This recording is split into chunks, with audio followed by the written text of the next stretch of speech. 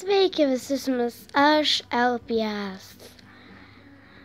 Jessica ir šiandien darau naują video.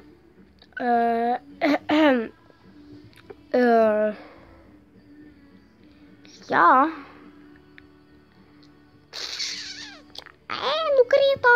Tai ir nereikia, aš čia vėlutę nusikirpau. Va, matot, vėlutės turiu. Man tėtis iš darbo atnešė, kai reikėjo mokykloje daryti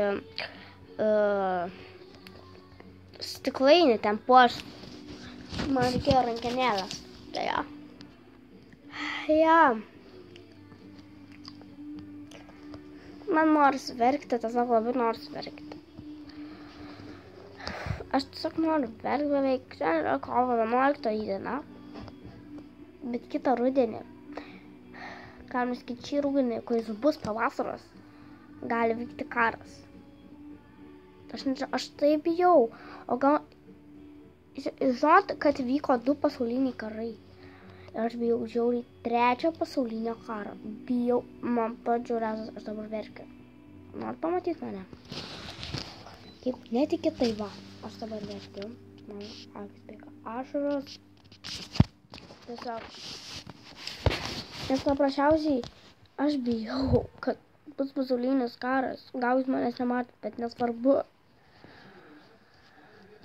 Oh my god. Tiesiog aš labai bijau ir nežinau, dabar tos smulkmenėlės apsiverkiau, bet aš nežinau kodėl. Nenoriu verkti. Bet aš net nežinau, kodėl verkiu. Nesąmonė biškį. Ir ja. Kas bijo rašykite komentarus, kas nebijo toks grasus įskristi į kosmosą, tai išėkite į komentarus man. O taip esu. Galėjau nes neverkt. Taigi, noriu pasakyti, kad turbūt kilo klausimas, iš kur šitos. Ogi čia mano laviukas. Jei, žaislai. Ir toks adijaus patiestas, tai jau. Ir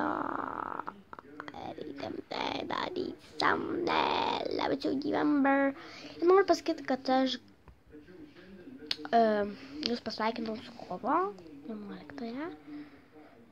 Ir noriu pasakyti, kad iš tikrųjų, tiesą pasakius, tai Putinas jau ruošiasi ir kosmosą pult, ruošiasi. Aš nesuprantu, koks gyvenimas bus. Aš nesuprantu, o jeigu taip rimtai bus, tai ką mes tada darysim? Nežinau. Čia ne aš.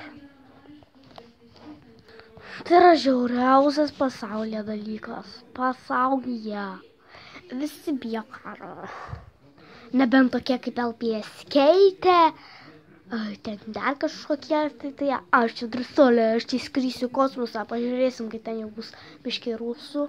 Ten biški rusų bus ten kosmose. Tada pažiūrėsim, kur tu skrisi.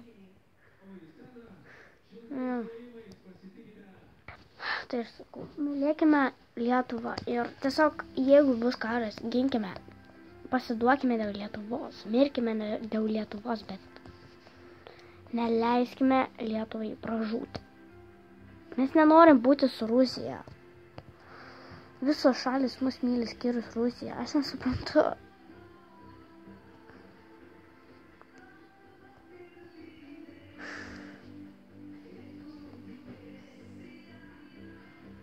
Taigi, ačiū, kad žiūrėjote video. Iki.